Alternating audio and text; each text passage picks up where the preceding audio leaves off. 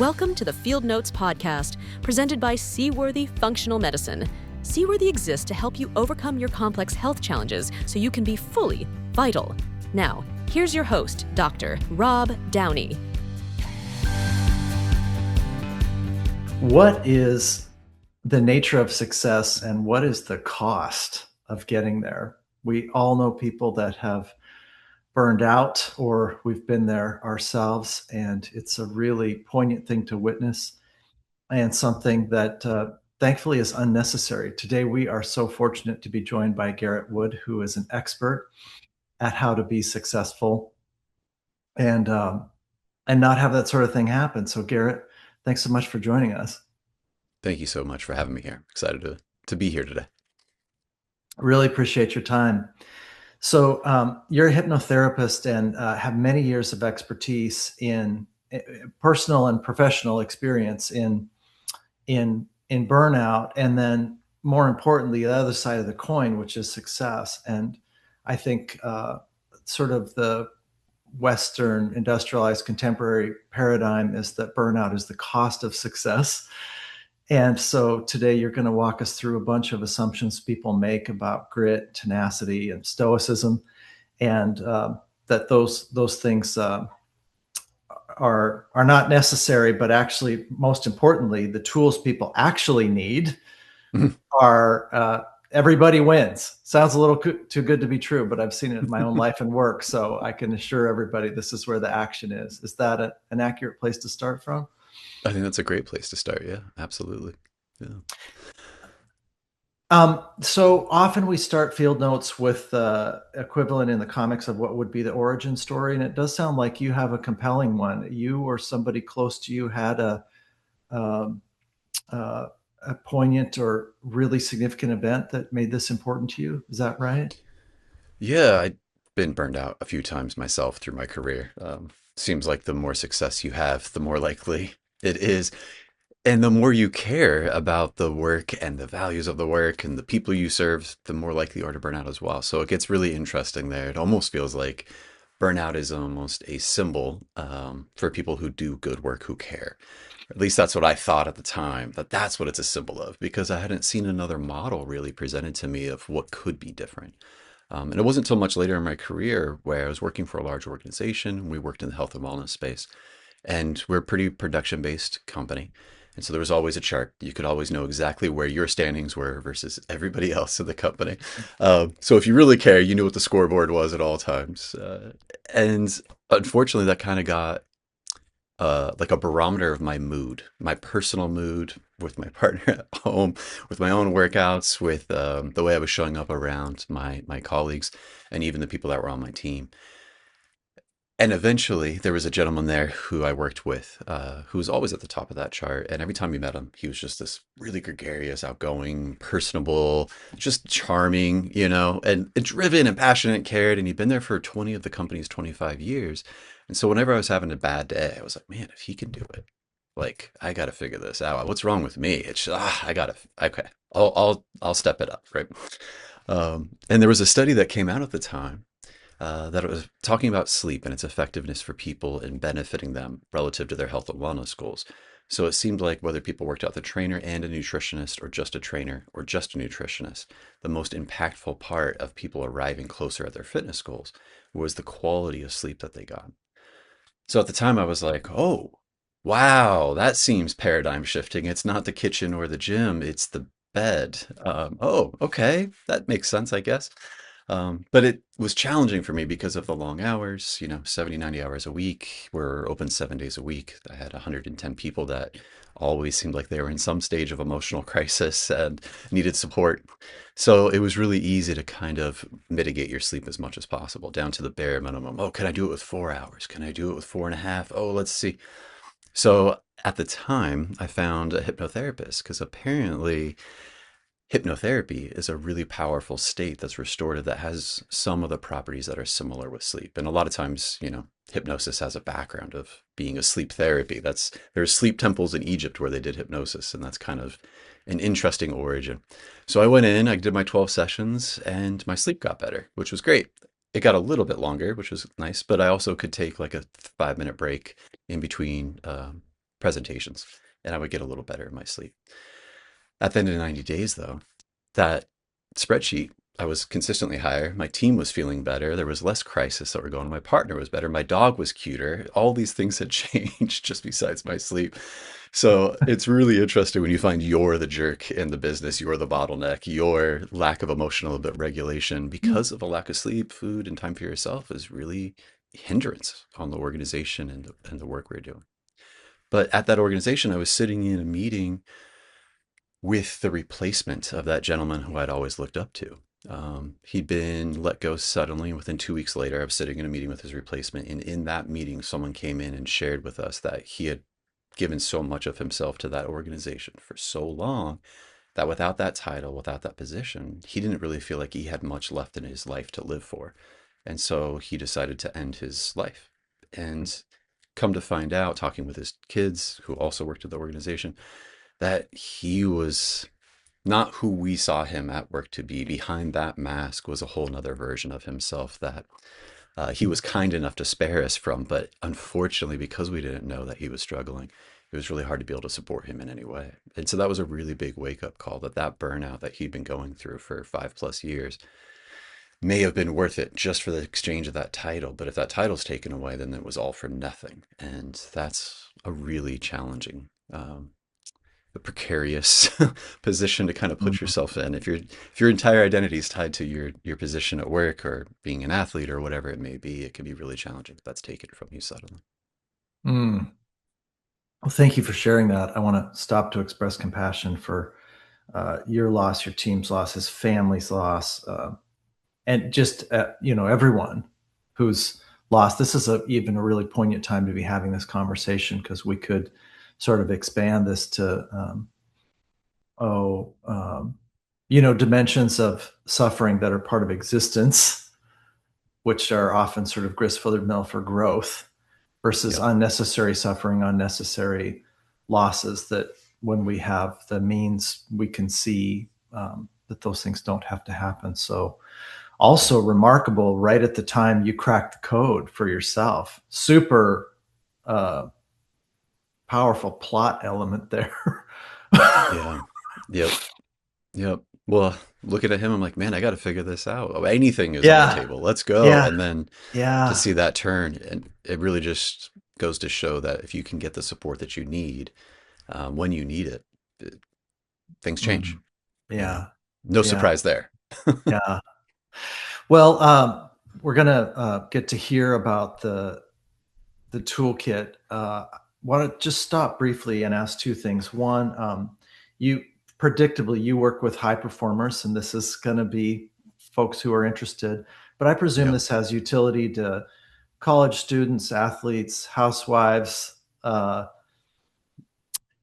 these tools make sense for everybody because these are kind of about being, though, correct me if I'm wrong. I mean, if somebody's living a more sort of chill, low key lifestyle, are they inherently somewhat immune? Am I getting this wrong? Uh, There are, I will say, there are personality types that lend themselves more to burnout. I mean, Mhm. most of us grew up with that notion if you love what you do, you'll never work a day in your life. And I take so much contention with that because I feel like Uh-huh. if you love what you do, you're always working. You're never going to not be working. Okay. And so, really, that high performer piece, I think the telltale sign that a lot of people don't think about with high performers, they do think about being able to push through hard times, ignore their body's cues of fatigue, and be able to continue to show up and perform well. They think about people that can bounce back after adversity and create that like post traumatic growth situation because maybe we're not aware of all the supports that they actually have incidentally or maybe intentionally if they've been really working hard at it. But Mhm. really, if anybody cares about what they're doing, whether that's a housewife or a stay-at-home dad, and you want your kids to have the best home life and you really care about that, that's going to give you some sleepless nights, especially Mhm. during tough times and transitions. Mhm. And so if it's at work and you're a high-powered attorney or you're a politician or you're an athlete, it does not matter so much what vertical you're putting yourself into. It's more about the value that you bring to that work. And if that is really high for you, that's when it actually makes you the most vulnerable or susceptible if you don't have your well-being practices in check. Mm. Thank you so much. And as we go into the tools or the ways of understanding this better, is there a difference in the energy to prevent burnout versus recovering from it? I mean, so much of health and wellness is about prevention. Yeah. I The metaphor that went through my head as I was getting ready for today is I don't know why. I'm really fascinated by space. I went to Cape Canaveral many years ago, and one thing that really intrigues me is the amount of energy to get into orbit, Yeah. versus stay in orbit. And Yeah. and so the sort of idea of a gravity well, because of my own personal experience of burnout, that's kind of how I felt. I felt like a Mm. rocket ship trapped at the bottom of a gravity well and had to put a bunch of energy into getting back into orbit. So, is the presumption that it's easier to have the tools and prevent this rather than recover from it? Is that a reasonable understanding, or is it really just as easy to recover as prevent? Is it just about understanding? Mm. I would argue that prevention's ideally the way people would like to go. I understand that we don't live in an ideal world, far from it. And so Mm, when someone says, "Oh, are you burned out or not?" It feels like it's like, of course. What do you mean, am I burned out or not? Instead, it's more about what stage of burnout am I in? mm, Am I in that mm, first stage or am I in that fifth stage? And I will mhm, say that people are in that fifth stage. It is a lot of effort just to be alive still. mm, Because mhm, you've been in burnout for so long, it's pretty tough to differentiate for professionals, mm, whether it's depression or it's burnout at that point, because it's just become a part of how you show up. And it doesn't mean you're not performing at work, which is the hard part. It just means the rest of your life doesn't feel like it's worth living, which is mm, makes it mm, even more challenging to your point to mhm, get that shifted because there's not a lot of energy to go around. And mhm, if your ability to pay your bills and keep a lifestyle that you and your family maybe are accustomed to, it's not always easy just to throw in the towel and quit and wave the white flag. And I don't mean that just emotionally for people or mhm, ideologically, like their idea of themselves, but also financially. It can be really challenging to do that. So the mm. goal would be to not have to throw in the towel, would be figuring out how you could be better supported, whether you're in that fifth stage or that first stage. Yeah. And the approach feels a little different depending on what stage you're in. Super helpful. Thank you. I have learned during the podcast, to flip the narrative a little because folks can work with you. Um, and we'll have a call to action at the end for people that want to. So let's get to the tools themselves. Do we need to define burnout as we segue into this? Because your superpower, as I understand it, is it can be this and rather Hmm. this or Yeah. instead of uh, success at the expense of burnout. This can be success with these tools, Hmm. um, so that everybody wins, which sounds too good to be true, but it's not, because that's what I experience, at least in functional medicine. And that's what I experience even in my leadership and my practice. So, Yeah. um, what do people need to know about burnout itself as we segue? Yeah. A lot of people do talk about, especially high achievers, because they're able to tune that stuff out. Um, that is their superpower, right? That's their secret to success is like, oh, everyone else gets tired or overwhelmed or can't continue to focus, and I can to some degree. So I can just keep pushing through. And I think that's a brilliant skill to have. I think it's a great thing to try to develop in yourself. Probably it will come in handy many times in your life. I will say, if you only have one tool in your toolbox, you're going to be in trouble because life is going to keep coming at you. So eventually, it's not if, it's when, if that's the only tool you have. But a lot of people think that the more they're willing to sacrifice, the more likely success is. But the things they give up in pursuit of that actually end up being the things that cost them their ability to eventually arrive at that outcome. People always say, oh, it's not a sprint, it's a marathon. But with life and with a career, it's not 4 hours or 6 hours or 2 hours if you're amazing. It's 8 to 12 hours a day for this week and the rest of the next 40 years. So it's a very different, you talk about orbit versus like low space versus high space. It's like astronomical differences. It's Mhm. almost the same difference between, the analogy of a marathon versus what career is really built on. And so when you're kind of pulling out staples of your well being in pursuit of success, If that's like a little sprint, you're trying to get a project pushed through and then there's an appropriate recovery time in there, absolutely love it. But Mhm. if that's Mhm. one sprint turns into another, and there's nothing left but that, it's just a matter of time before you can't continue to do it. They say what Mhm. doesn't kill you makes you stronger, except for sometimes if you're really good at your strengths, they become the thing that might kill you, which is, Mhm. Mhm. not metaphorical in some of these scenarios, right? Yeah. So unfortunately, yeah. Yeah. Yeah, I see a lot of it, and I also see folks that I talk to, and it's a non-negotiable. They've gotten so, uh, accustomed. They're, Yeah. um, they're pretty afraid to try something different. Yeah. So Yeah. so so what are the tools themselves? And this is where, it is hard for me actually when I get to talk with somebody great like you. I really wish I had 3 hours, or I really wish it was part of a 3-day seminar. Yeah. So we're going to be able to give people a taste Yeah. of this, but I think we want to make sure and have things that they can take away today. So again, so much we could talk about: IQ, EQ, grit. The Yeah. fundamental issue, though, is there's a way of succeeding that captures energy that's not at the expense of something else. Yeah. Yeah. So what should people know about how that works? What are the tools? How do people cultivate them? Um, just Yeah. maybe let's start with the most important, or is the most important that they transition? How do they get through that fear that they can actually do this? Because we've all seen leaders that do it, not the one that had the tragic end that you described, but we've all seen Yeah. people who can tap the energy, Yeah. be vulnerable. We respect them, and we can see that they have work life balance. So we Yeah. know we do It meet people exists. that do this. Yeah. Yeah. Yeah. So for those people, it's usually luck, for lack of a better word.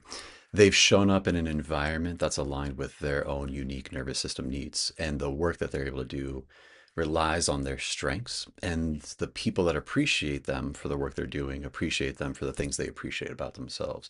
When there's that environment, position, person fit, it feels so much easier just to get the work done and move on to other more important things in the long run and still feel fulfilled at work, but also everywhere else as well. It's when Mm, that person, that environment, or that position are at odds with each other that we start using these little secret shortcuts in performance to try to make sure we stay ahead, like the productivity hacks and all these things that people use to try to stop procrastinating and just push harder and we can do more ah and all that rah rah every day just in your own head, and that was a fairly positive version of it. Sometimes our own internal monologues can be much more vicious than we would probably ever share with other people out there.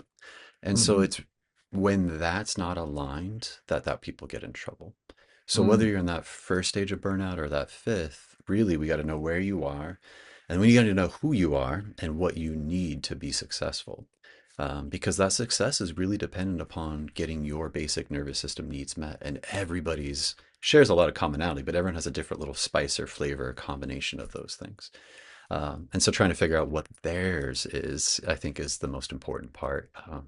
Because otherwise, it's just good ideas instead of a very specific intervention that works for them, that's practical, that's effective. Because when you only have so much energy to give, you have to be able to get something for that effort that you're going to make. mhm, Otherwise, you're going to throw out the whole project and, just crawl into a hole and, wish it all just mhm, goes away. So, mm. So I want to reflect back to you. So you invoked it a bit ago. There's this sort of helpful thing about if a frog gets immersed in boiling water, the frog definitely knows it's being boiled. But if the temperature yep. comes up slowly, and some of Yes. burnout sounds like this, that Yeah. the traits that lead to burnout inherently, to some degree, blind us to the process or the consequences. So one thing people might need is an expert like you to know if it's happening. Hmm. Uh, Secondly, they may need, to differentiate it from depression or find out if they have both. Yeah. Absolutely. And third, yeah, I mean, they just may need some diagnostic clarity, which is part of why I love the podcast. I mean, I really love connecting people to resources. Yeah.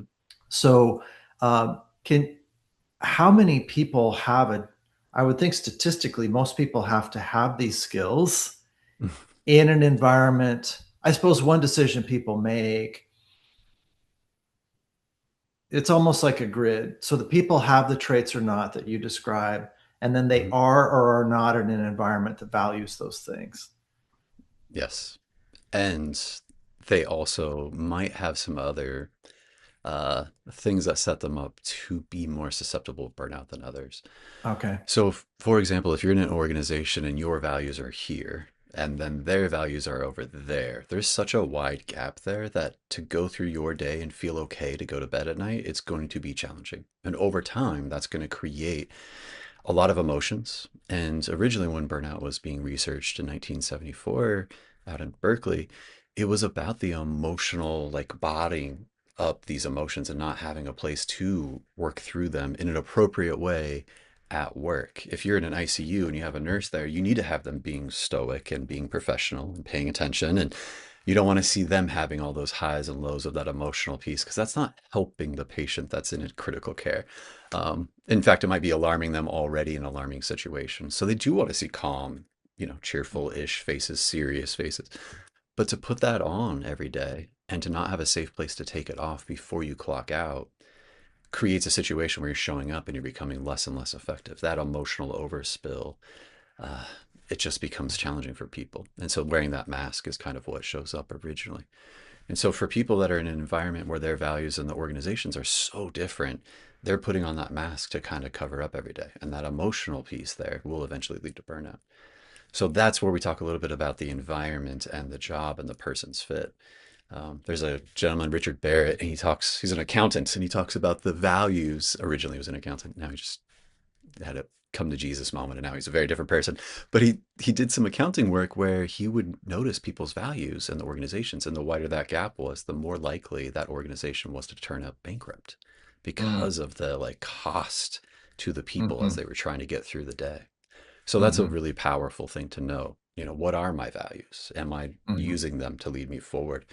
And it's not all of the interventions, but it's an important part of burnout that I don't think it's mentioned enough. hmm Thank you. Well, how about two vignettes then? So let's use the nurse as an example. What are some Yeah. skills that you build in people that she would use? How would she use your toolkit to be successful as an ICU nurse? Yeah. So in ICU, it's a really challenging environment. There's a lot of stimuli going on. So it kind of self-selects for people that operate really well at a high level of chaos and improvisational needed, right? And so if you're not that person and you found yourself in nursing because you're like, hey, that's a good job. I could get it. I got this. And then you show up and you're in that work environment and you're not that person, we're going to be in trouble. And so really there's this idea of sensory intelligence. So Dr. Anne Marie Lombard, doctor of occupational therapy out of South Africa, she has a study in a call center where they took certain people, put them in a call center, and she looked at all the people that were absent, that consistently called in sick. And she was like, okay, let's look at their sensory profile versus the people that never call in sick, that are always kicking butt, that always do the most calls. And it was very different profiles. And essentially, her model kind of predicts if your sensory needs don't align with the environment you're in, that gap is going to create burnout for people. And it shows up as just calling in sick or quitting. Mhm. So if you're a nurse and you're burning out, and it could be from that environment that you're in not being associated with how your nervous system environment alignment.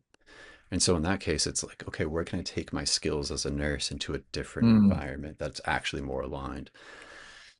One, I'll be less stressed. Two, I'll probably be able to sleep better. But three, I'll enjoy my day more. So I'll have more energy at the end of the day to do it.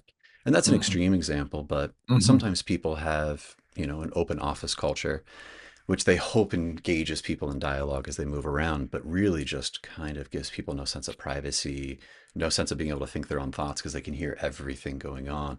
So in those mhm, situations, noise canceling headphones seem to be a really powerful accommodation if mhm, your sensory sensitivity is with sound. But it could be mhm, with lights and smells and so many other mhm, things. And a lot of mhm, people kind of dismiss this as like, I can cope. And you mhm, can. You can mhm, walk through, you know, a market somewhere and have be accosted with smells and be like, yeah, I don't really like any of these smells. And other people are loving them. And you're like, yeah, it's not for me. I'll just, we're good.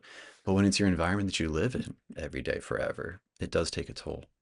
Hmm. Um, Stuart Schachtner out of Canada, he has a book out there called Self-Regulation. It's about kids in schools because there's that famous marshmallow study where they put a marshmallow in front of a little 4-year-old and they're like, hey, if you don't eat this, when I come back, I'll give you a second one.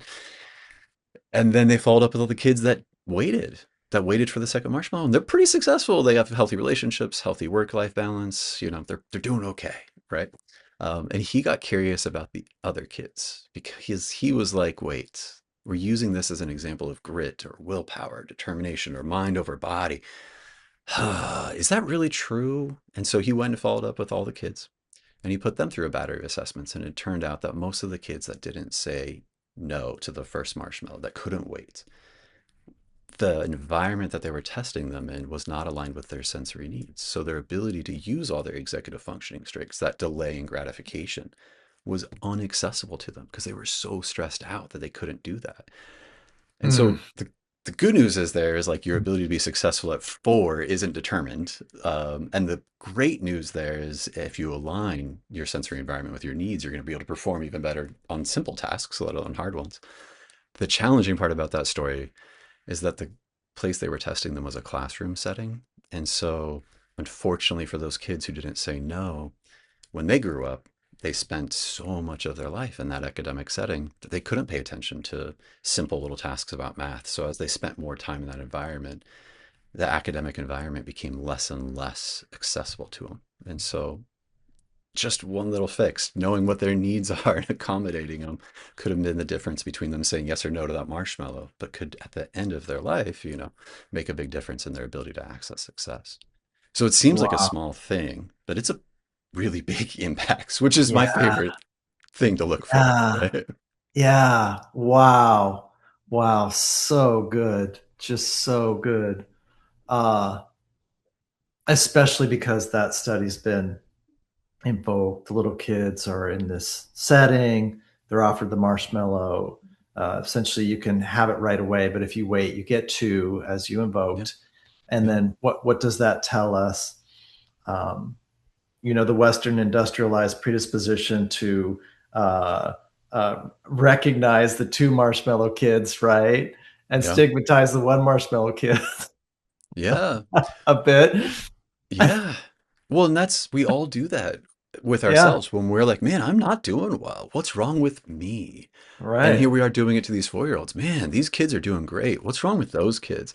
I don't know if anybody's had parents who were like, hey, why can't you be more like this perfect person over here? It's such a human thing to do, and it's such a like potentially damaging thing to do. To not be like, Yeah. let's get curious about why this is. Why Yeah. might it be? And then what do we learn from that, right? So it's Mm, kind of funny. mm.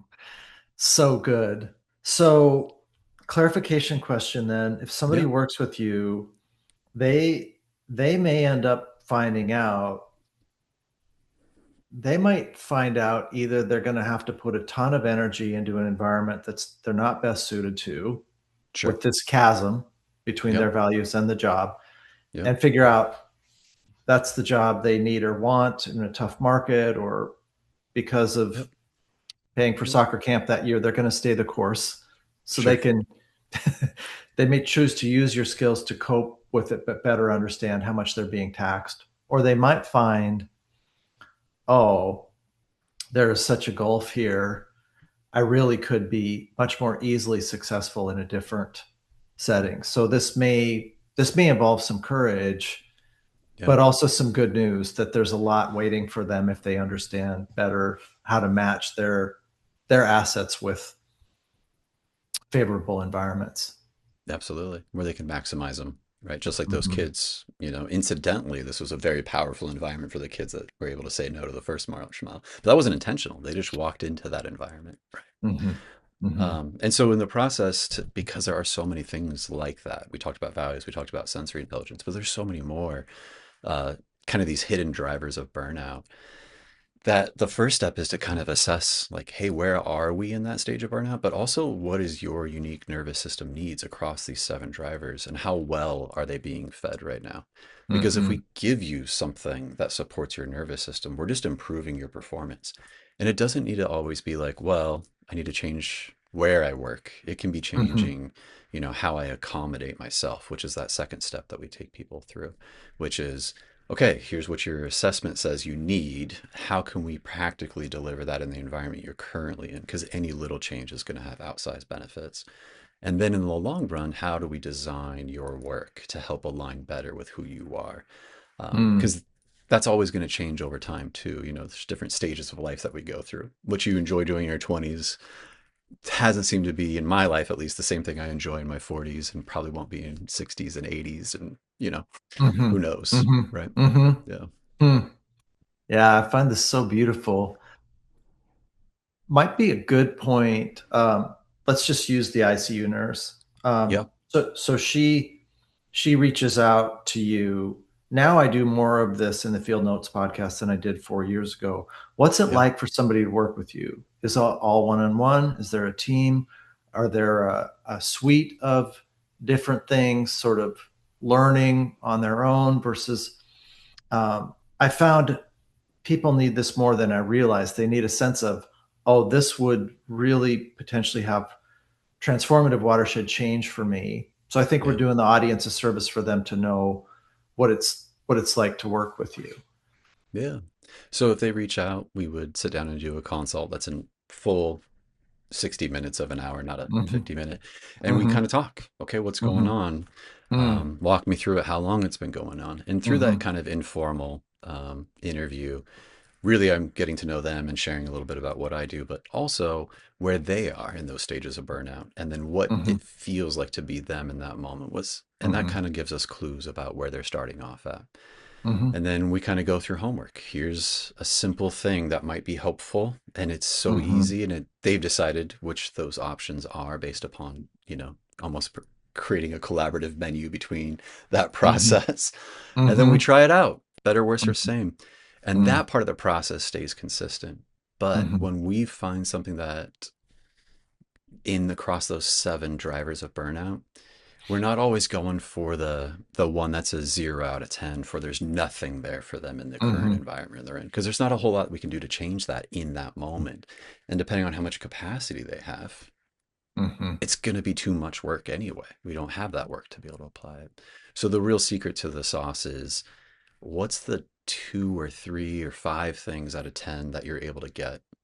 Okay, can we add two more to it in that realm? Okay, great. Now we've created a Mm-hmm. little bit more room. Okay, now with that extra room, what's next? It's almost Mm-hmm. like if you wore some gym shorts, threw them in the washer and the dryer, and you pulled them out and you forgot to untie the string.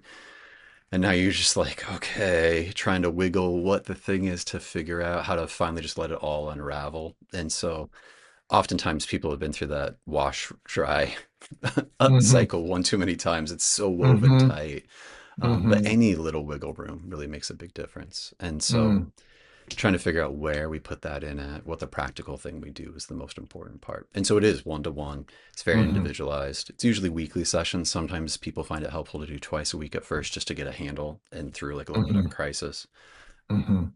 And Mm. then eventually it slows down Yeah, to once a month over time, even. yeah, yeah. Thank you so much. And I presume this is, I may have not done your bio adequate justice. So is this coaching across stage lines? Is this categorically what this falls under? Yeah. Yep. Yeah, So health and it's like executive well-being, health and yeah, wellness coaching. Yeah. yeah, yeah. In addition to hypnotherapy and somatic regulation, because those are the how Mm-hmm. do we get into a calm body? How can we stay there inside of the face of these stressors that are going on? And Mm. then how do we mitigate the effects of stress? Because chronic stress is just, as you know, detrimental to most people's health, right? Yeah, yeah. And I want to highlight and underscore what Garrett's saying. Nervous system regulation, dysregulation. This is a core uh, part of all of this. Yeah. Uh, would you be okay with giving us kind of the bulleted list of the seven drivers? That might help people kind of wrap their arms Yeah. around it too. We can't unpack them all, but it'll give them a sense of the lanes. Yeah. Yep. So one of the ones that people typically think about is, Do I eat the frog? Do I do the hard thing? Or do I do the easy thing and then use that momentum to build across? And both of those are viable strategies, but they're for different types of people. And so everyone has a series of executive functioning strengths that make them work well. And so if we're using strategies that rely on our lowest executive functioning strengths, it's not going to be a very effective strategy for us. So we want to make sure we know what your executive functioning strengths are and that we incorporate those into any plan we're doing. The other one is kind of those values we talked about. What are your values? Okay, how many of those is it safe to express in your position or in this environment? Are there other areas in your life where it's easier to express more of those? Because being able to live in action with your own values is restorative to people. It's really, I mean, if you do some kind, nice activity for somebody else, it automatically boosts your well-being just in that moment. So, creating those little things is kind of interesting. But then after that, we can also talk about their attachment styles and how that show up in their interpersonal relationships at work. Because sometimes you'll have the same boss with different employees, and one person on their team is saying, yeah, he's kind of a sink or swim kind of dude. I don't really like him. And then the other person's like, he's such a micromanager. I don't like him. And it's like, wait a minute. Is this leader actually a different person to both of these people? How can he be both at the same time? And really, it's about everyone's dynamic that shows up, right? That leaders and that person on their team. Like, how do they create safety and close proximity with people? And so, knowing that about yourself and then knowing it a little bit about the people around you makes it much easier to navigate those with much less emotional labor. And then, emotional labor skills are an important part of that. So, a little bit of DBT in there, which is just about figuring out, hey, emotional intelligence, what is it? How do we live it? What do we do when it's regulated? Besides anger and frustration, what am I actually feeling here? And what's the thoughts behind that? And when's the first time I felt that? And how do we make it just easier to be you as you go through that? And then we also talk a little bit about the sensory intelligence, like we talked about. Um, One of those that I think is actually really interesting is these subconscious beliefs, these limiting patterns. When we talk about hypnotherapy and the subconscious, there's all these filters that people have that they've come by very honestly through their environment as they grew up, where they decided who I am, what the world looks like, and how others feel, and what's our relationship with each other. And so they make these rules about their behaviors. And when they don't align with their actions with those rules, it creates cognitive dissonance, but it also gets really strange feeling, gets that dysregulated a little bit when they're not in action with those filters. So working with hypnotherapy is a really powerful tool to be able to be identifying what are these beliefs we used to have that worked then that are no longer working, in fact, might be harming us, and what might be a more helpful belief, and how do we not just understand it insight wise, cognitively, but how do we feel it to be true emotionally? And updating that subconscious through hypnosis seems to be a really powerful way to speed that process along, um, which seems to be pretty helpful for people. Yeah. Um, I'm trying to think if there's another one there. I think we got most of them. Yeah, Yeah. gracious of you to let me put your feet Yeah. to the fire. Just Yeah. go through it, throttle wide open. Thank you. Yeah. Absolutely brilliant. So cool. What a fantastic way to work. It reminds me of functional medicine, where everybody's plan is a tailored jacket made just for them. Yeah. And Yeah. also that it's not intuitive. So a lot of folks that are stoic and push hard uh, are going to assume they have to go to their zero area, and sort of Yeah. pick themselves up by their bootstraps. But it's really good news that that getting out of the hole grit built isn't grit By digging driven. in it deeper. Yeah. Exactly. Yeah. Yep. We're trying to make it easier every day, not harder every day. So usually people actually really enjoy the interventions because they do feel some immediate relief in the moment, but then also like carryover effect. And so at the end of the week, they're like, yeah, I'm having a better week. And Yeah. then after a few weeks, they're like, wow, I can feel a significant difference. So, Yeah. Yeah. Well, the winds of circumstance didn't drive me as far as the individual you described at the beginning, but I was dealing with burnout. Admitted patients to the hospital, and I really wanted to prevent the admissions to the hospital and the readmissions. That's where my heart was, yeah. and I've shared it before, back about 12 years ago. When the chopper took off from the hospital at 3 in the morning after stabilizing this stroke, and we were worried about whether they could even be flown to Anchorage. So just the adrenaline sort of pumping all night. Yeah. then my aha moment was that I'd been doing functional medicine in the outpatient setting. So this sort of again, two flavors thing. Mm-hmm. And I just remember the feeling of, I'm not doing this anymore. And I remember this sense of relief, Yeah. just that my Yeah. heart was in functional medicine and that there had to be a way forward. And I was pretty emotionally dysregulated. There were a lot of aha moments for me at that time around, what are they doing? And this turned into I, instead of Mm-hmm. they're stressed out, I'm stressed out, Yeah. which you Yep. characterized. Yep. And my favorite part has been that of getting to the other side of it via people that have teachings I find beautiful, like what you do, illuminating, transformative, Yeah. but they've been um, it's still work. It's still using my prefrontal cortex. It's still using executive function. It's still an energy output dynamic, Absolutely. granular Yeah. detail type event. It's just that it's got energy and alignment that drives it, where I don't feel depleted. I don't feel like the winds of circumstance have pushed me into a lee shore. I don't feel a desperate existential pressure that I felt Yeah. 12 years ago. That's a huge relief. And so I want everybody to know that is not a necessary condition of success. Yeah. And oftentimes it's what prevents people from Yeah. actually experiencing like Yeah. real, Yeah. lasting, Yeah. fulfilling success. They're like, oh, on paper, everything's great. And yet, Yeah. uh, mm, Oh, right. that's a Right. scary position to be in because, like you Yeah. mentioned, that's an existential threat. Like, Yeah. okay, I've done everything, I have everything, and yet I still feel this way. What is Mm-hmm. going on? It's a Mm-hmm. pretty big wake up call. Yeah. Anything you'd like to share that we didn't get to?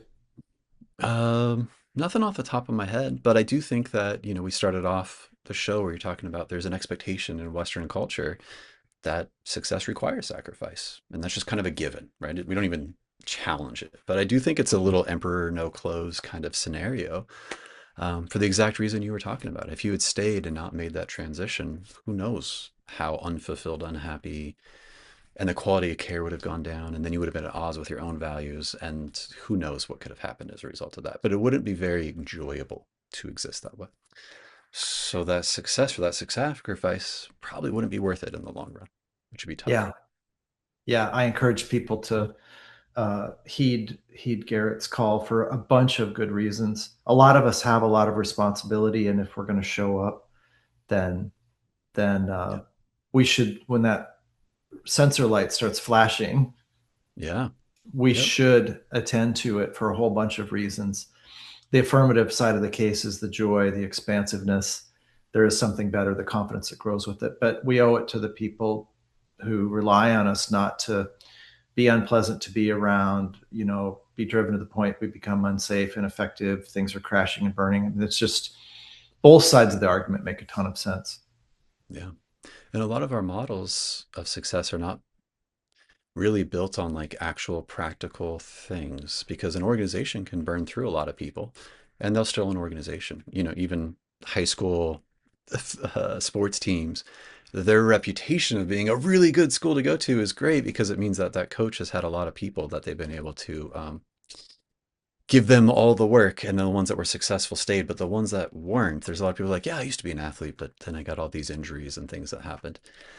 That reputation of the success of that organization is often built on the bodies of people that didn't make it through. There's a little bit of a survivorship bias that goes on there. Medicine's one of those things. I've heard about the Hopkins residency model being based off of a person who enjoyed using cocaine to be able to keep themselves awake for all of those shifts to be able to Mm, do that. And mm, it wasn't until mm. after he retired much later that they're like, oh, that's how you were able to do that. Except for Yeah, now that yeah, model's ubiquitous and that support there, yeah, uh, in a substance wasn't for all those residents. And so that's, built into our system now, which is wild.